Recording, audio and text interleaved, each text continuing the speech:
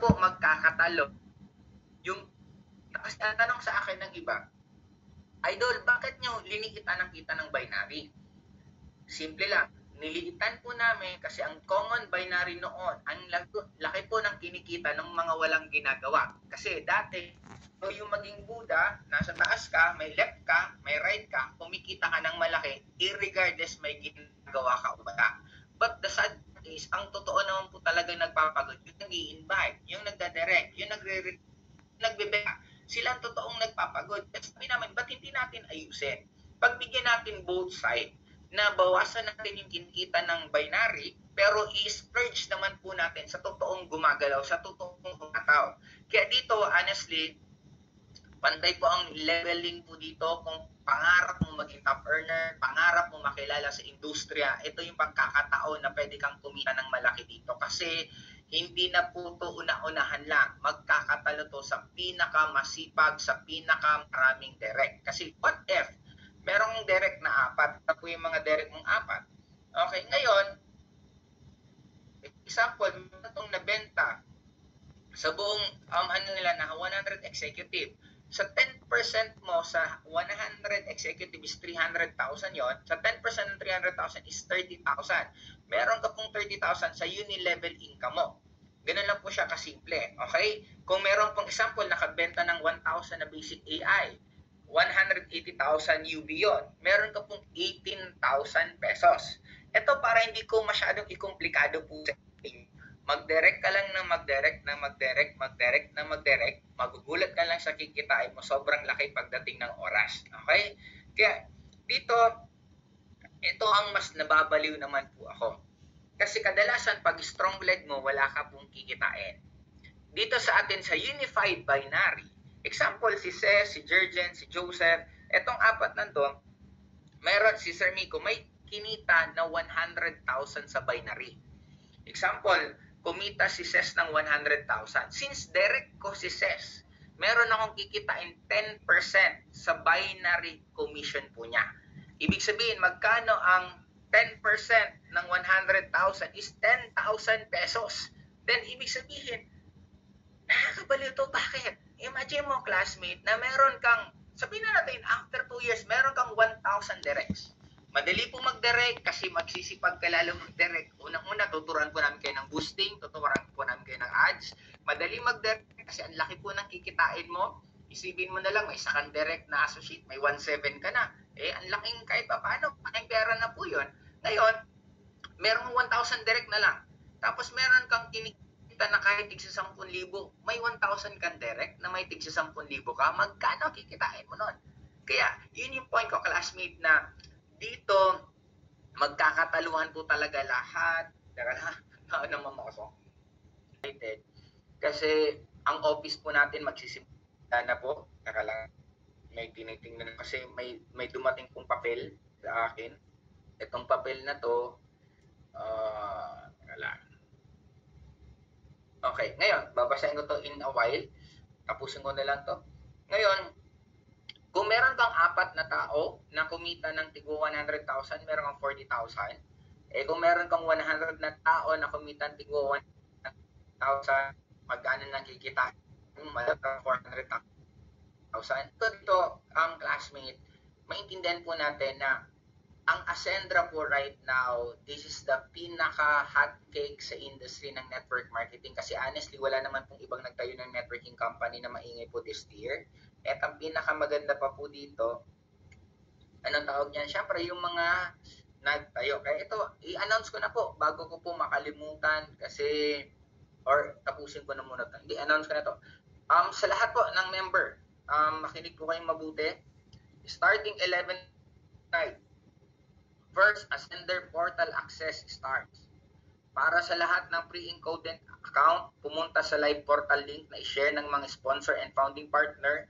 Log in using your email and password na nasa email nyo. More infographics, poster, and videos on July 1 of opening week. Connect with sponsor and admin. Kasi po, sa mga hindi po for the past day, po tayo ng encoding pero right now, 11 Grabe, 2 hours na lang. Magkakaroon na po ng access kaming lahat at makikita na po namin mismo yung mga accounts namin. Sa mga member na nagtataka ba't hindi pa kayo encoded, eto na po. Mag-umagahan po tayo dito na magkikita. Okay? Tapusin ko na to para ma-announce ko yung sasabihin ko.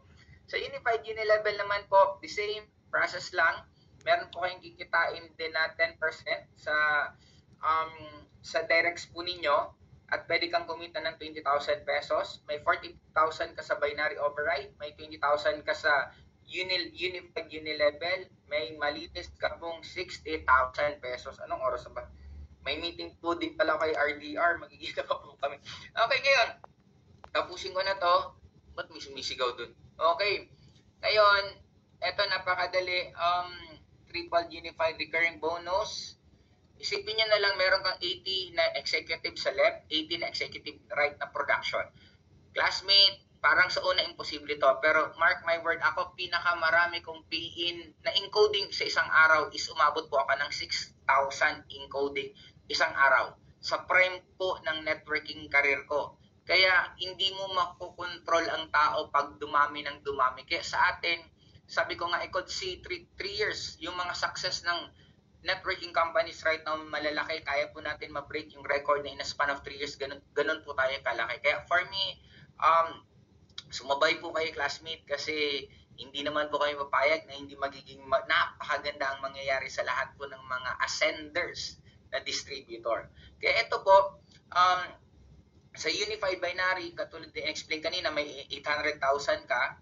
Sa Unilevel income, meron ka naman itong umabot ka na 48,000. Idire-diretso ko na po para mabilis. Okay, tapos sa Unified Override Income, meron ka naman kinitan 20,000. Pag tinotal mo to lahat, meron ka pong kikitain. Okay, ito po yung total. Pag inabot mo to lahat, okay.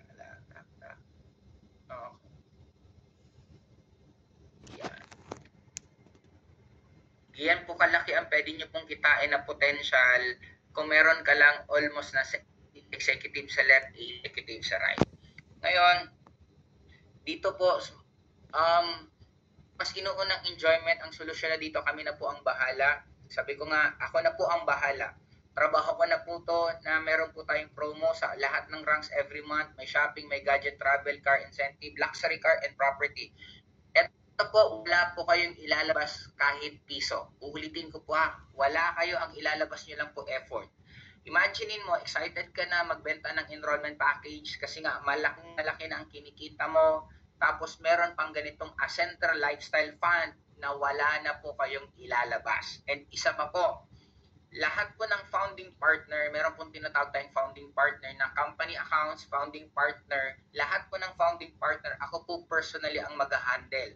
Kaya if you will be a member, magiging on board ka, makikita nyo po at mamimit nyo po ako kasi iikutan ko po talaga lahat ng founding partners para mamit ko po lahat din ng distributor at mas makilala ko rin po kayo. Kaya sa amin, I'm very excited for this coming whole year. Itong whole year na to na 2025 kasi hindi po biro yung mangyayari sa atin. Just like right now, congratulations po sa lahat. I think meron na pong kumita sa atin ng nasa more than 500,000. Ngayon pa lang, imaginein mo yun. What more pag inabot tayo ng ilang buwan pa.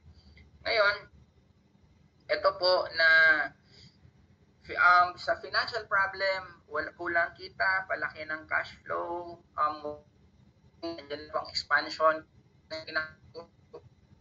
enjoyment, kami na po ang bahala. In short, sinolusyonan na po namin yung common lahat na magiging problem nyo. Ang tanong na lang right now, paano nyo ma-assure na hindi din aalis sa inyo yung mga distributor? Kasi ang common na nagiging cycle, pag ang distributor nagiging may kita ng malaki, after nan maaalis. Ito po yung sagot doon. Ulitin ko. Parang naalala ko po yung may kausap ako, may problema siya tungkol sa Ascendra. Sabi hindi, may solusyon na kami dyan. Tapos sabi ko, baka hindi mo pa naiisip na problema, so sumusolusyon na kami. Kaya ganun po kaganda ang Ascendra na we will make it sure na kami po ang magiging solution provider ng lahat ng sitwasyon nyo. Kaya ito po, ito tinatawag na the Aces of Ascendra. Anong ibig sabihin nun? darating pong kausap na po ninyo meron po na dinidevelop na po right now, lahat po ng talino namin, pati boses ko po, nasa AI na makakausap nyo po ako ng 24 hours per day. Ibig sabihin, hindi lang po ikaw, downline mo, down the line mo. Pwede na po akong kausapin pag nadadown sila, apply, na didemotivate ako. Ang sasagot po ako, kaboses ko. Pero AI na po siya. So, mo paturo anong magandang strategy, kami na rin po ang magtuturo. In short, trabaho nyo bilang mentor, hindi na ikaw gagawa, yung AI na. Yung AI na rin po ang magmomonitor kung paano naka-attend na ba ng training ang downlines mo or hindi pa, siya na rin po ang magmomonitor. Pag may produkto tayong gagawin, si AI na rin po ang magsasabi sa amin. Kasi di ba kausap niyo lagi si AI, pwedeng sabihin nyo, gabi, AI, ba't hindi tayo magkaroon ng ganitong klaseng produkto? Bakit hindi tayo magkaroon ng ganito? Ngayon, i-sort yun ni AI, tapos sasabihin niya sa amin, okay, 80% ng distributor, ito yung suggestion na produkto. 30% ng distributor, itong suggestion. In short, yun ang ilalabas natin na produkto. Hindi na po nagbe-base ang paglabas po ng produkto, depende sa knowledge namin or depende sa gusto namin. Magdidepende po ang paglabas ng produkto natin, depende sa gusto ng distributor. Kaya doon na po yung naka-base mismo sa data yun. Okay? That's the part of AI po natin. Ngayon, ang tanong, kung aalis pa ba kayo? Sumagot. Pag legacy partner na po kayo, pag na-hit nyo ang legacy partner, gagawan po namin kayo ng produkto na gusto po ninyo. I-white label po natin, pwedeng pangalan nyo po ilalagay. Kung gusto nyo, kayo pang gawin namin model, kayo ang ilagay namin dun mismo sa product, package mismo, kayo mismo ang ilagay doon, pwede po yun. Ngayon, pag nilagay po namin kayo doon, mukha nyo, ibibenta po natin yan sa buong grupo nyo. Pag binenta po natin sa buong grupo nyo, good news. Maliban sa napakaya ng kinikita mo sa direct referral, meron ka pang kikitain sa turbo, meron ka pang dagdag. Ulitin ko po dagdag na percentage sa dati mong kinikita. Yung buong grupo mo, yung kikitain mo doon, na dahil may products kang binibenta, may percent ka pa. Pero kami na po ang lahat sa manufacturing, kami na po ang lahat ng gagawa at mag-iisip para sa'yo, magsasuggest ka na lang, but meron ka pa rin kikitain. Ngayon, aalis ka pa ba? Ba't ka pa magtatayo? Kung tinayo ka na namin ng sarili mong company. Kaya isa pa lang yan, ang dami pa namin po na gagawin na pagsasamahan natin kasi ang gusto namin, magkasama-sama tayo, hindi lang Sendra, kundi magkasama-sama tayo sa mas mga marami pang negosyo na pwede natin gawin. Kaya yun po yung goal namin na syempre kung pwede man na magkakasama tayo hanggang mga anak sa atin, pwede naman yung mga katulad sa Dubai, Middle East, yung mga mayayaman mismo doon na pamilya na sila mismo ang nagtutulungan, then bakit hindi natin? Kaya yun po yung pagpupuntahan ng AI po natin sa pagsama-sama po natin. And last po, ito, good news. First clicking ng encashment will be July 1 and July 2. O, di ba? Instead na dapat July 1, ginawa pang July 1 and July 2. Rank up qualification for partnership rank counted from June 1 to July 30. June and July. Okay? Yun po yung mga good news. And lastly, na gusto ko pong sabihin sa inyo, sabi nga, ang pag-asenso po, kami po ang partner nyo sa pag-asenso ng Ascendra. Ito po, updates na lang po bago po ako matapos. This coming June 30 po is soft launching po natin. Pero sorry po may selected guest lang po. This is very chosen lang po sa may show. Sa harapan lang po ng Lancaster. Ang pangalan po is Global Link Building. July 1 po, pwede na po kayong pumunta para makapagpa-picture po kayo sa amin, para makita nyo rin po yung office natin. July 1 po, in-invite ko po sana na pumunta po kayo kasi magiging part po yan ng presentation po ninyo. Sa lahat po ng distributor at magiging distributor po, highly suggest na lahat po ng ginagawa nyo i-document nyo.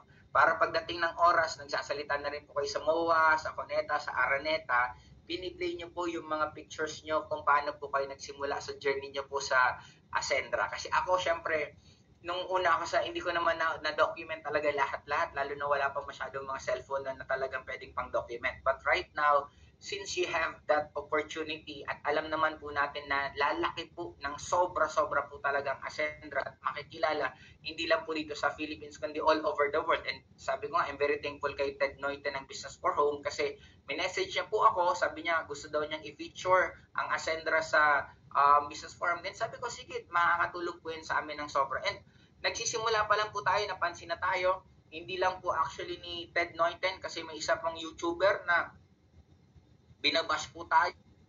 Ang dami pong sinasabi na kung ano-ano. Sabi ko, grabe, nakakatuwa din kasi hindi pa nga tayo nagsisimula. May basher na tayo, ginawa pa tayo ng content. Kaya lang, simpleng pambalik ko lang naman sa kanya. Dami yung sinasabi kung ano-ano sa atin. Ano ba siya? Hindi naman siya gobyerno. Diba? Anong yung gobyerno nga? Binigyan nga tayo ng business permit. Yung SEC nga, binigyan tayo. Tapos sino siya para i-correct niya tayo? And lalong-lalo na, hindi nga siya networker. Nagko-correct ng about industriya ng network marketing, yung hindi nga nag-networking. Di ba? Ang cute-cute naman. But again, thank you. Thank you for making us famous. Katulad nung nagsisimula po yung Ascendra, may mga iba po tayong company na binibir tayo ng binibir. Yung mga ibang distributors, saan ang sabihin, kung meron man po ako pinaka masasabi po sa inyo bakit ako naging ganito kaganda at ka-successful nangyari, naging mabuting tao lang po ako. Regardless ano po ang ginagawa sa inyo ng ibang tao, be a better person or be a kind person kasi hindi natin alam kung anong pinagdadaanan nila. Intindi na lang po natin sila sa mga pinagdadaan nila. Malim, hindi talaga mabuti o maganda yung iniuwian nila, hindi maganda experience nila. Kaya focus po tayo sa mas maghanap ng tao na tutulungan natin magbago ang buhay. Focus po tayo na mas maging mabuting tao tayo. Focus po tayo na mas maging masaya.